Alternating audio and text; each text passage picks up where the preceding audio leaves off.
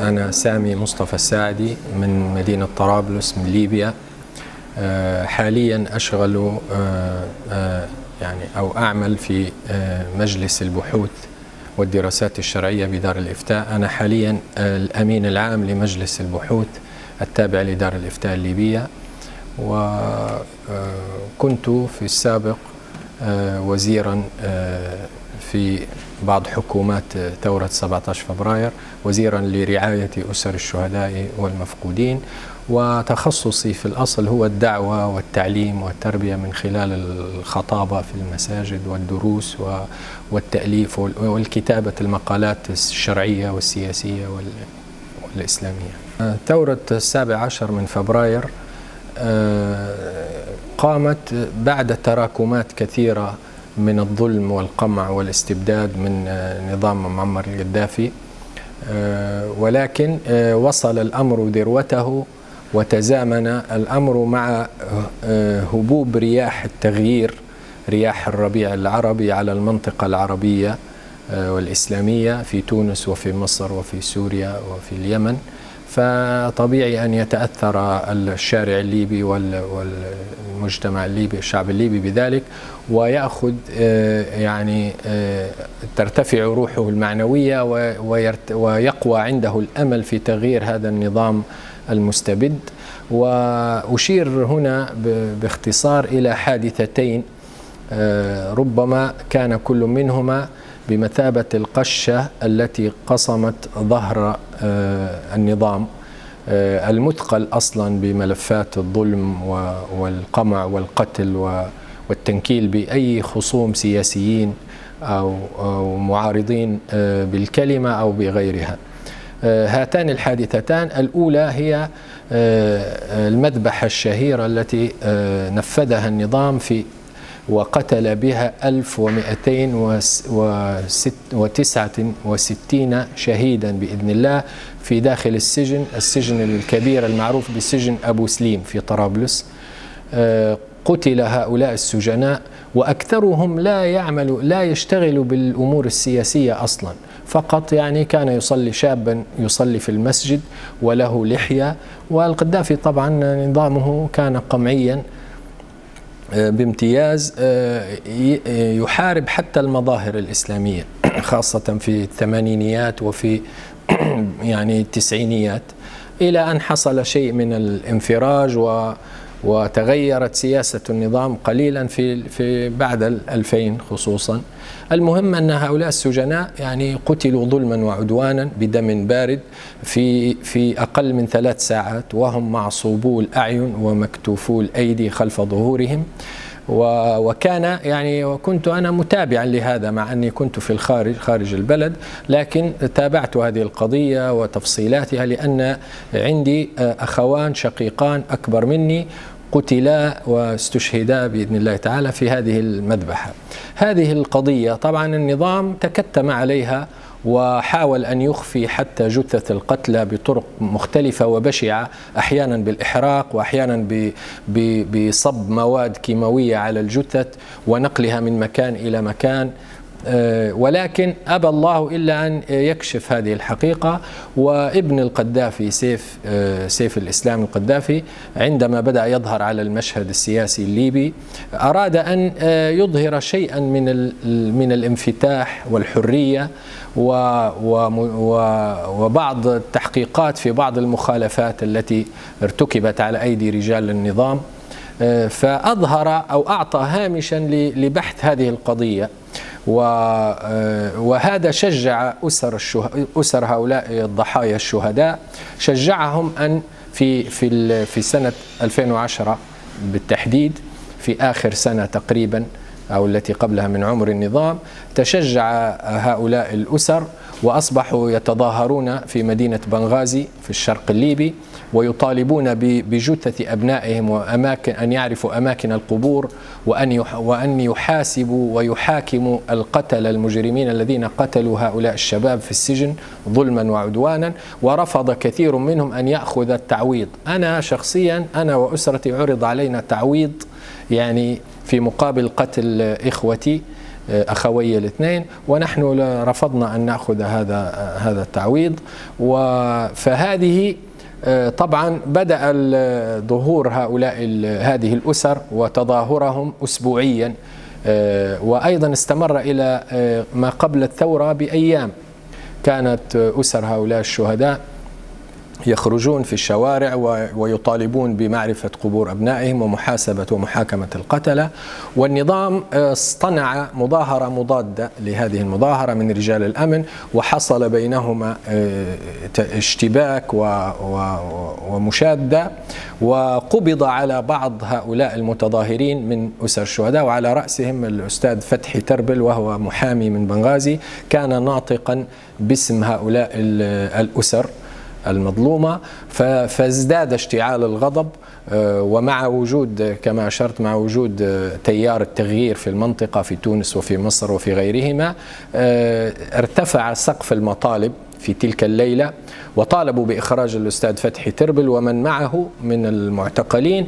فالنظام من أجل التهدئة أخرجهم ليلا، هذا كان في يوم 15 فبراير بالتحديد، ولكن كان السهم كما يقال قد خرج من القوس، ولم يرجع المتظاهرون تلك الليلة إلى بيوتهم، واستمروا في تجولهم في شوارع مدينة بنغازي. وعندما وصلوا إلى ميدان الشجرة، ميدان مشهور في بنغازي اسمه ميدان الشجرة، كانت المطالبات هي الهتاف بإسقاط النظام، الشعب يريد إسقاط النظام، لا إله إلا الله، معمر عدو الله، ويعني سقف عالي وشجاعة كانت يعني غير منظورة وغير معروفة في السنوات القمع الماضية. هذه الحادثة الأولى التي كانت كما قلت قشة، يعني قصمت ظهر النظام.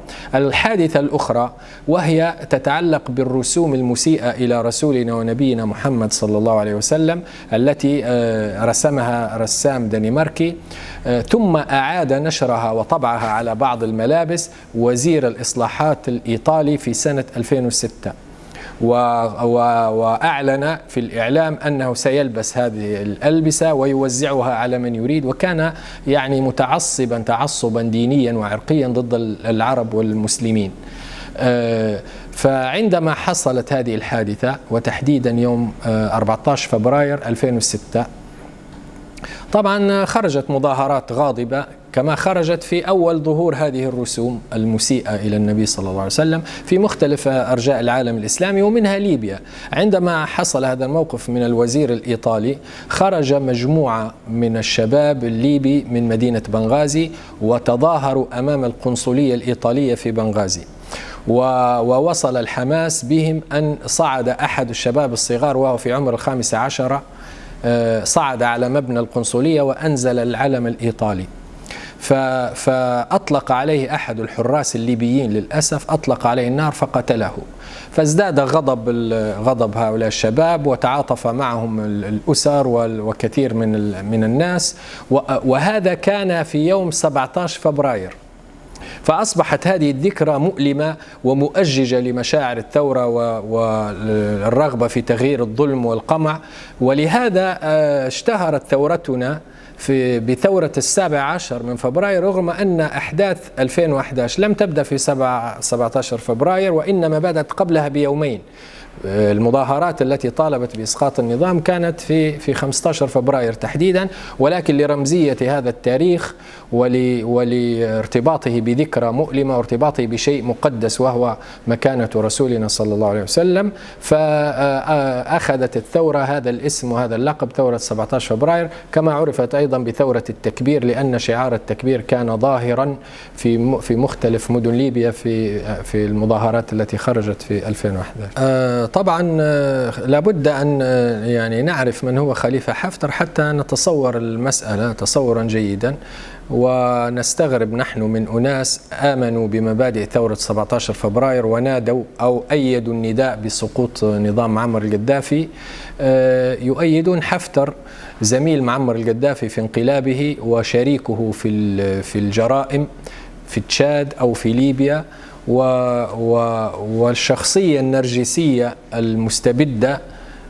وربما نحن رأينا في شخص حفتر الآن في هذا الانقلاب وفيما فعله في مختلف المدن الليبية شيئا أسوأ من معمر القذافي. يعني هو مارس ممارسات حتى معمر القذافي لم يمارسها يعني. فالخليفة حفتر طبعا ضابط، كان ضابطا وشارك كما قلنا في انقلاب القذافي وفي حرب تشاد في الثمانينيات القرن الماضي.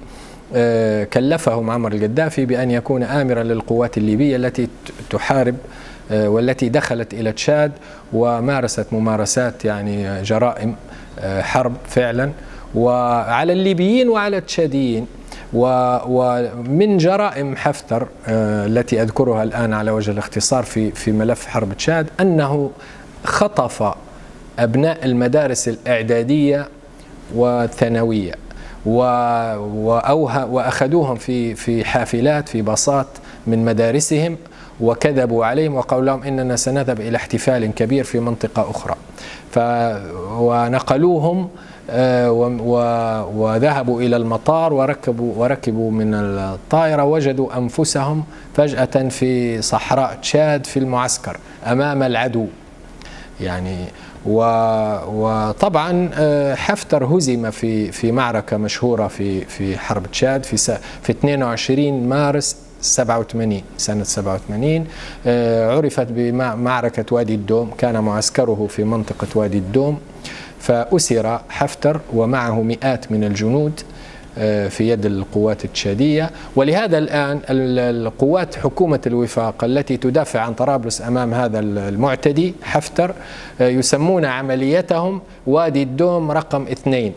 يذكرون حفتر بهزيمته الأولى ويتفاءلون أنه سيهزم في هذه المعركة الثانية كما هزم في الأولى. هذا باختصار يعني من يكون حفتر. أكبر الداعمين له من الغرب ومن الدول الإقليمية فرنسا والسعودية والإمارات ومصر بالدرجة الأولى، وهو يعني كأنه يقتدي بالسيسي وما فعله في مصر ويرغب ويطمح أن يكون يعني حاكما على كل ليبيا. وواضح أنه كما فعل القذافي من قبل يجهز أبناءه ويبرزهم ويلمعهم ويرقيهم في الرتب من أجل أن يرثوا الملك والحكم بعده، لأنه الآن في سن 77. وطبعا بعض الدول الغربية والإقليمية تجد في حفتر منفذا لكثير من مشاريعها ومخططاتها. وعلى رأس هذه المشاريع والمخططات ما يعرف الآن بصفقة القرن التي يراد منها تصفية القضية الفلسطينية وتفريغها من أهلها الحقيقيين وهم الفلسطينيون المظلومون. يريدون إفراغ فلسطين من أبنائها وتسكينهم في أماكن أخرى من بينها مصر، من بينها سيناء بالتحديد. ويراد تعويض السيسي بأرض وثروة ليبية من الأرض الليبية. ومن الذي سينفذ هذا الإحلال والتفريغ في ليبيا؟ هو خليفة حفتر. ولهذا يعني رأينا حفتر في تصريحاته الأخيرة يعني يقول ما المانع أن نجلب 10 مليون من مصر يسكنون في ليبيا. يعني ليبيا هي طبعا سكانها 6 مليون. فهذا تمهيد وجس نبض ويعني تجربة لماذا يمكن أن يكون من رد فعل من الليبيين تجاه هذه الصفقة المشؤومة. فلذلك يدعم دعم غير محدود لا سيما من الإمارات. الدعم المالي يعني أغلبيته من الإمارات، الدعم العسكري من الإمارات ومن فرنسا، الدعم العسكري بالبشر يعني بالأفراد المقاتلين من مصر ومن بعض الدول الأفريقية مقابل المال. وقد سقطت طائرة فيها 3 جنود فرنسيون في سنة 2016 في بنغازي، أسقطها ثوار بنغازي. كان هؤلاء الجنود ال3 يحاربون مع حفتر. فتدخل هذه الدول واضح، يعني فرنسا، الإمارات ومصر والسعودية. على ذكر الهجوم على طرابلس الذي حصل في 4 أبريل الماضي من هذه السنة، كان عقب زيارة حفتر للملك سلمان في السعودية بأيام قليلة. ورغم أن حكومة الوفاق المعترف بها دوليا تنازلت لحفتر من أجل إيقاف الحرب، وقبلوا أن يشاركهم في الحكم، وأن يكون قائدا عاما للجيش الليبي. وهذا إذا وافقت عليه حكومة الوفاق هذا يعني أنه سيدخل إلى طرابلس رسميا بدون حرب، لكنه لم يقبل وآثر أن يدخل بالقوة وبالقتل وبالتهجير وبالتدمير من أجل أن يستأثر بالحكم وحده. ولكن لم يكن يتوقع أن أهل طرابلس وباقي المدن أن تهب هذه الهبة البطولية، ويعني التي نحيي القائمين بها الآن على أسوار طرابلس ومشارفها، والذين يقدمون الشهداء من أجل ألا يدخل هذا المجرم إلى طرابلس. إذا أردنا أن نشير إلى حربه في بنغازي وفي درنا باسم مكافحة الإرهاب، نحن لا ننكر أن هناك عناصر إرهابية كانت موجودة في درنا وكانت موجودة في بنغازي، كما كانت موجودة في سرت، مدينة سرت في المنطقة الوسطى على الشاطئ في الشمال يعني. ولكن نريد أن نقول إن بنغازي فيها ثوار ليسوا متطرفين معتدلون، وآمنوا بالدولة المدنية، وآمنوا بمبادئ ثورة 17 فبراير، ويريدون الاستقرار والأمن للناس. ومنهم من حرس صناديق الانتخابات في سنة 2012 من هؤلاء الثوار الذين كان حفتر يقاتلهم. ونحن نعلم أن الجماعات المتطرفة مثل داعش لا يؤمنون بالعملية الانتخابية أصلا، فكيف يتهم هؤلاء الأبطال الذين قدموا أرواحهم ليس فقط في الدفاع عن مدينة بنغازي مثلا أمام حفتر، ولكن حتى في مقاتلة أرتال معمر القذافي التي هجمت على بنغازي لمسحها، وكان هذا لتدميرها، كان هذا تحديدا يوم 19 مارس 2011. وقف مجموعة من هؤلاء الأبطال لهذا الرتل وضحوا بأنفسهم، منهم وسام بن حميد الذي استشهد إن شاء الله نحسبه شهيدا، وهو من أبطال بنغازي، ولم يكن يحمل أفكارا متطرفة، لكن كان موجود عناصر متطرفة أيضا أحيانا يقاتلون حفتر أو هكذا يظهر، وأحيانا لا يقاتلون حفتر. فحفتر استغل وجودهم وحارب الجميع، حارب المتطرف أحيانا وليس دائما، بل أحيانا حارب لصالح المتطرف. وسأذكر إذا يعني سمح الوقت أذكر بعض الأمثلة على ذلك. كذلك في درنا حفتر لم يقاتل داعش في درنا، داعش سيطرت على مدينة درنا بالكامل، فقام لها ثوار درنا الذين كانوا ممثلين في مجلس شورى مجاهدي درنا، قاتلوا تنظيم داعش في درنا وطهروا المدينة منه، مدينة درنا بالكامل. حفتر لم يكن يقاتل معهم، ولكن أحيانا كان يقصف هؤلاء الثوار الذين يقاتلون داعش. عندما طهرت درنا بالكامل، وأنا أريد أن أنوه وأشيد بهذا العمل في مدينة درنا الذي ربما لم يحصل في العالم إلا في مناطق محدودة ربما، وبدعم دولي كما حصل في بعض المناطق في العراق أو غيرها، لكن في درنا لم يكن هناك أي دعم دولي لثوار درنا، بل هم بأنفسهم متوكلين على الله، ثم على ما في أيديهم من أسلحة، متوكلين على إيمانهم وعلى ثباتهم وصبرهم، وطهروا مدينتهم تطهيرا تاما من تنظيم داعش. هؤلاء بقيت بعض الفلول من تنظيم داعش انسحبت من درنا واتجهت إلى سرت، وهي معقل آخر لداعش سابقا في ليبيا.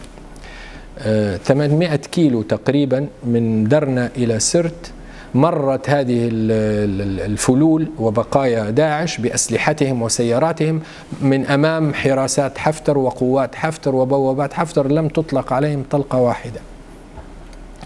أين قتال حفتر للمعقل الثاني أو الأول في ليبيا للدواعش وهو مدينة سرت؟ لم يشارك. الذين قاتلوا داعش في تنظيم سرت هم ثوار 17 فبراير من مختلف المدن الليبية تحت عملية البنيان المرصوص معروفة يعني، وليس لها علاقة بحفتر، بل هي معادية من حيث الأصل لحفتر.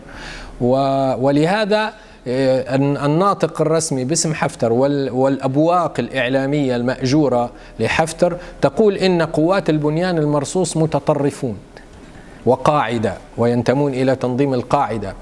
ونفس الحجة الآن على طرابلس، يعني الحكومة الوفاق المعترف بها دوليا يعني تتهم من قبل حفتر وأبواقه بأنها يعني طرف متطرف. يعني فايز السراج رئيس الحكومة الذي اعترف به المجتمع الدولي يصنف الآن موضوع في قائمة للإرهابيين عند جماعة حفتر.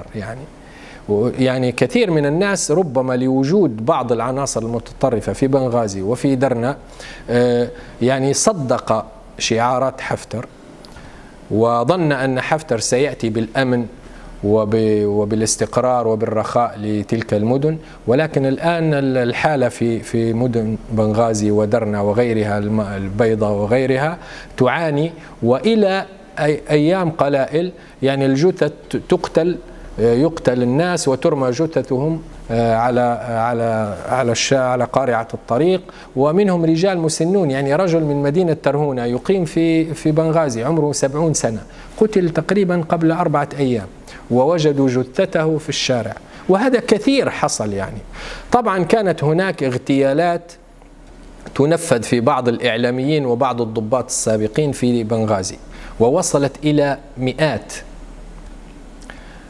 وتقيد في بعض الحكومات للأسف تقيد ضد مجهول.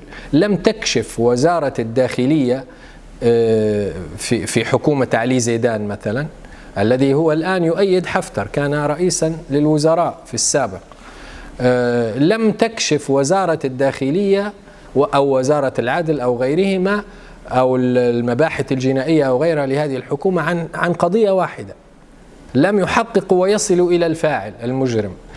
كل هذه القضايا مئات من العمليات الاغتيالات كانت تسجل ضد مجهول، ثم قدر الله أن يفضح وأراد الله سبحانه وتعالى أن يفضح حفتر فانشق عنه وتركه بعض مسؤوليه منهم الناطق الرسمي السابق محمد حجازي وآخرون، مستشاره السياسي مؤخرا وهو رجل يعني لا ينتمي إلى التيار الإسلامي وهو من التيار الليبرالي، رجل وطني ليبرالي، انشق عن حفتر وهو مقيم في أمريكا وبدأ يتكلم عن أسباب ذلك. معظم هذه الاغتيالات كان ينفذها حفتر من أجل أن يعطي حجة للناس ومبررا ليتعاطف الناس معه ويقتنعوا بأنه جاء ليحارب الإرهاب ويبسط الأمن. والآن كثير من الناس يعني تركوه، سواء من قادته أو من أبواقه السابقة أو المسؤولين الإعلاميين له أو من المكونات القبلية. يعني الآن قبيلة العواقير على سبيل المثال ضحوا بأولادهم من أجل عملية حفتر هذه التي سماها عملية كرامة. كثير من شباب قبيلة العواقير قتلوا مع حفتر يقاتلون الثوار لأنهم صدقوا، أو كثير منهم على الأقل صدق هذه الكذبة أن حفتر جاء ليحارب الإرهاب. بعد أن ضحوا بأبنائهم أصبح حفتر يغتال أو يعتقل أو يطارد قادة هذه القبائل وشيوخها. قبيلة البراعصة تعرض بعض قادتها وأعيانها إلى الملاحقة، بعض مشايخ قبيلة العواقير اغتيلوا في ظروف غامضة، الأصابع تشير إلى حفتر، هذا بعد ما حفتر أصبحت له قوة في بنغازي. أقصد أن هذه الحجة مكافحة الإرهاب أصبحت الآن واضحة لكثير من الليبيين. بعض الليبيين في مدينة طرابلس للأسف كانوا متضايقين من التشكيلات المسلحة التي تسيطر على طرابلس والتي أحيانا تبتز الحكومة وتسرق المال العام، وهذا صحيح موجود نحن لا ننكره. فكانوا يرون في حفتر مخلصا إذا تمكن أنه سينظم الجيش وسيقضي على هذه التشكيلات المسلحة والبلد ستنعم بالأمان والاستقرار. وتفاجأوا أن حفتر يوم 4 أبريل يدمر مدينتهم العاصمة التي الآن فيها 3 مليون ليبي تقريبا، يعني عدد السكان الليبيين 6 مليون. معظمهم هربوا من مناطق القتال والتدمير ووجدوا في مدينة طرابلس يعني مكانا يستريحون فيه. مدينة طرابلس يعني لأنها العاصمة فيها الخدمات وفيها يعني، والحقيقة يعني أناسها متسامحون جدا، يعني يأتي الذي من الشرق أو من الجنوب يعيش فيها كأنها مدينته لا يتعرض له أحد. فتفاجأوا أن حفتر يدمر هذه المدينة بصواريخه الجوية والبرية، فكثير منهم يعني انقلب وأصبح ضد حفتر يعني. وبعد أن كان يأمل أن حفتر سيكون مخلصا للبلد من أزمته، اتضح أنه ليس كذلك. يعني كثير من الأسماء التي كانوا مع حفتر خطفوا وأطلق سراحهم وانشقوا، وذكروا هذا. أنا عددتهم مرة تقريبا 11 شخصية كانت مع حفتر، ذكرت منهم حجازي، منهم قعيم الذي انضم إلى حكومة الوفاق سابقا وشغل منصب وزير الدفاع، قبض عليه حفتر وسجنه ثم أطلقه بعد وساطات اجتماعية وقبلية. فقعيم نسيت الآن بعض. المهم 11 شخصية كانوا مع حفتر أو قريبين منه، يشيرون تصريحا أو تلميحا أن معظم هذه الاغتيالات كانت تنفذ من طرف حفتر كما قلت من أجل يعني تبرير عملية الكرامة التي سماها عملية الكرامة. الشيخ صادق الغرياني طبعا عالم، هو من علماء المذهب المالكي، وهو من أسرة علم وصلاح، يعني أبوه كان عالما، جده كان عالما ومشهورا بالصلاح، وهو ينتمي في أصوله إلى مدينة غريان التي هي يعني عاصمة الجبل الغربي 84 كيلومتر جنوب غرب طرابلس، ولكنه يعني أسرته مستقرة في طرابلس. يعني هو عالم ومجدد في الفقه، وكان له مواقف حتى أيام النظام السابق، كان شجاعا، لم يتورط في تلميع النظام أو الثناء عليه كما يقع للأسف بعض الشيوخ سواء في بلادنا أو في بلدان العالم الإسلامي يعني. وكان يعني صاحب مواقف، إلى أن توجت هذه المواقف في الثورة بأن أصدر فتواه الشهيرة في أحداث الثورة الليبية، أفتى للليبيين بوجوب الخروج في مظاهرات رجالا ونساء من أجل إنكار ما يفعله النظام من قتل وسفك للدماء وإطلاق الرصاص على المتظاهرين. وأصدر هذه الفتوى وهو في طرابلس، ليس من بيته بطبيعة الحال، ترك البيت ولجأ إلى مكان آخر غير معروف، وسجل فتواه ونشرت في قناة الجزيرة وفي غيرها من القنوات. هو من الفقهاء يعني الذين يتابعون الشأن العام. له الآن حلقة أسبوعية كل يوم أربعاء، مساء الأربعاء، يخرج على قناة التناصح ويعطي توجيهات للمسؤولين السياسيين وللثوار وللمسؤولين عن العملية النقدية والمالية مثل مصرف ليبيا المركزي، ويقف وينحاز إلى جانب المظلومين من الناس الذين لا يجدون الآن حتى يعني نقدا وسيولة نقدية في حساباتهم المصرفية، ويقترح حتى بعض الحلول العملية. هو رجل دولة بامتياز يعني، ولا يجامل يعني. وكان له في البداية موقف من حكومة الوفاق كما لنا كان موقف أننا لا نعترف بها، ولكن الآن أصبحت هي الحاكمة في طرابلس، وأصبحت تواجه طوفان حفتر الذي يريد أن يجتاح العاصمة. فوجه الشيخ كلامه للثوار ولسائر الناس في مدينة طرابلس وفي غيرها أن يلتفوا حول هذه الحكومة ويقفوا معها ويدعموها من أجل الوقوف أمام هذه العملية الانقلابية التي يقودها حفتر. نعم طبعا تركيا هي دعمت الثورة الليبية، لكن لم تدعم الثورة الليبية من بدايتها، ولكن بعد ذلك تغير موقفها ودعمت الثورة الليبية، وكانت تحاول أن تصلح بين الأطراف ما استطاعت إلى ذلك سبيلا. كانت للحكومة التركية اتصالات حتى بطرف حفتر وبالبرلمان في طبرق مجلس النواب الذي عين حفتر قائدا عاما للجيش، محاولة أن يقربوا من وجهات النظر ويساهموا في إيقاف الحرب، ولكن ذهبت تلك المحاولات مع حفتر ومعسكره وطرفه السياسي أو العسكري ذهبت كلها سدى يعني. ولما رأوا هذا الرجل مصرا على ذلك وتعرض للمصالح التركية، وكان من آخرها خطف 6 مواطنين أتراك يعملون، بعضهم يعني كبير في السن له عشرات السنين في ليبيا يعني، وكانوا أعلنوا أن يقفلوا كل المحلات التركية ويقبضوا على كل مواطن تركي. ولكن عندما أصدرت وزارة الخارجية التركية بيانا قويا يحمل فيه حفتر المسؤولية عن هذه العملية ويطالبون بالإفراج الفوري عن مواطنيهم، أطلق سراحهم يعني مباشرة. والآن الموقف التركي، نحن لا نقول الموقف التركي يدعم طرف حكومة الوفاق كطرف ليبي على حفتر كطرف ليبي آخر. هي حكومة الوفاق الآن المجتمع الدولي يصرح ويعلن أنه معترف بها، فتركيا لم تخرج عن المسار الدولي في النهاية يعني.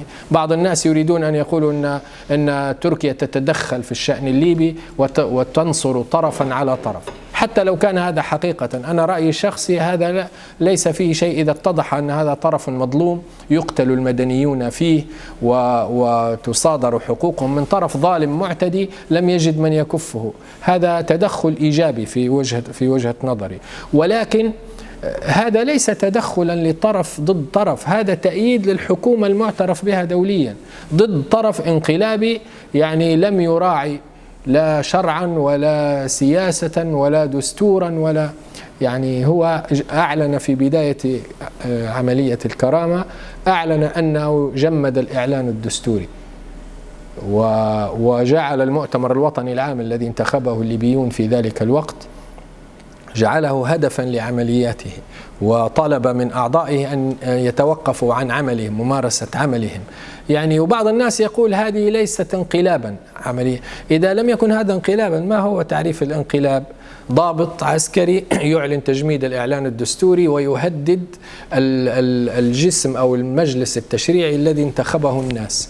هذا هو تعريف الانقلاب بحذافيره يعني. فموقف تركيا ليس مستغربا، وإذا كان حفتر يستنصر بالفرنسيين وبالإماراتيين الذين الآن يتعاونون ويتعاملون صراحة مع الكيان الصهيوني في المحتل لدولة فلسطين، لماذا نحن لا نتعاون مع الأتراك في ضمن الآن حكومة رسمية معترف بها؟ تركيا لا تدعم ميليشيات، تركيا تدعم حكومة رسمية معترف بها ضمن اتفاقية رسمية بين بلدين. هذا كل الدول تفعله يعني. ونحن نرحب وسعداء بهذا الموقف التركي الذي يقف إلى جانب الحق ضد الظلم والاعتداء وقتل المدنيين وسفك الدماء، ويقف إلى جانب الدولة المدنية ضد دولة العسكر المستبدة التي تريد أن ترجعنا إلى الدكتاتورية. هو يظن أنه يعني حفتر بخطفه للمواطنين الأتراك وبتهديده بضرب المصالح التركية في ليبيا، يظن أنه من القوة بمكان يستطيع أن يهدد دولة قوية عضو في حلف الناتو يعني مثل تركيا يعني. لا أدري هل هو جنون العظمة يسمى. هو أيضا هدد الجزائر مرة باجتياح عسكري.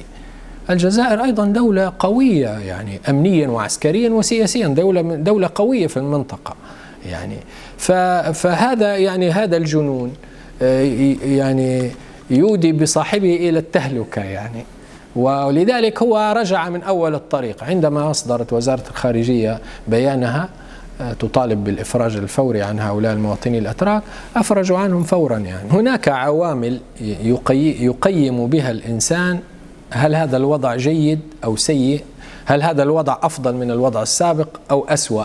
هناك عوامل، هناك عامل الحرية، هناك العامل الأمن والاستقرار، هناك العامل المادي والمعيشي يعني. وهذه عوامل كلها مهمة، ولكن الآن الذي لا يبالي بحرية الكلمة هذا أنا أعتبره يعني يفكر تفكيرا ناقصا. إذا أنت موجود في سجن ويأتوك بالطعام يوميا، هل تقول الحمد لله الوضع جيد أنا آكل وأشرب وأتنفس؟ لكن لا تستطيع، ليس لديك حرية. إذا كنت يعني في خارج السجن ولكن لا تستطيع أن تسافر إلا بإذن من جهاز الأمن، ولا تستطيع أن تنتقد فساد مسؤول، أحد المسؤولين إذا ظلم أو سرق المال العام أو قتل أو اعتقل أو عذب، لا تستطيع أن تتكلم عن هذه الأمور. أي حياة هذه حياة. الآن نحن نتكلم، بعد الثورة نتكلم. صحيح حصل انفلات أمني، لكن حتى ما يحصل من اعتداءات، أحيانا يحصل قتل مثلا، لكن القذافي قتل 1269 سجينا وهم معصوبو الأعين ومكتوفو الأيدي خلف ظهورهم في أقل من 3 ساعات. هذه جريمة كبيرة. يعني نحن نذكر أن صدام حسين الرئيس العراقي السابق حكم عليه بالإعدام لأنه أعدم مرة يعني 200 تقريبا 240 معتقل أو معارض سياسي أو معارض، وحكم حادثة الجيل المشهورة هذه في العراق، والعالم كله يضج يتكلم عن جريمة صدام حسين الذي قتل 238 أو 240 رجل. ما بالك بمن قتل 1296 يعني في 3 ساعات بدون جريرة، بدون يعني بدون ذنب وبدون محاكمات وبدون فلا تقل لي الآن. بعض الناس يقول الآن القتل. طيب هل عشت أنت فترة الثمانينيات والتسعينيات التي عشناها نحن؟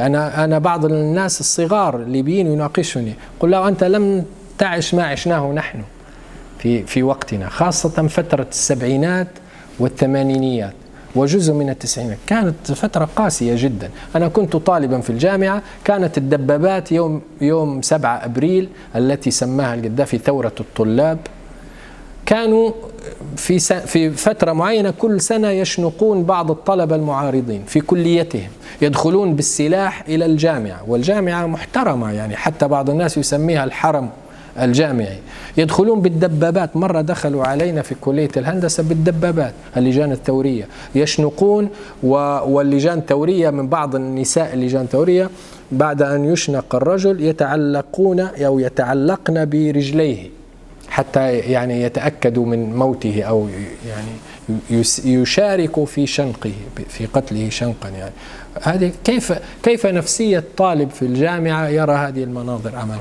أنا أعرف زملاء عندما رأوا هذا المنظر تركوا الجامعة نفسيا، خلاص يعني لا يستطيع أن يستمر في دراسته.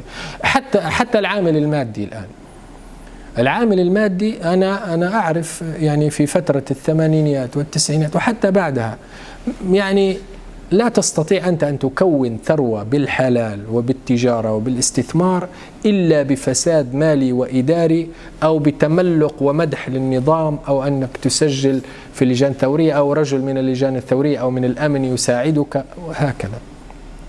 وكانت الرواتب يعني في قانون رقم 15 هذا الرواتب كانت لها سقف معين لا تتجاوزه. يعني بعد الثورة يعني المشكلة ليست في الثورة، يعني سنة 2012 هذه من أفضل السنوات التي مرت على ليبيا منذ يعني ممكن قرن من الزمان أو أكثر.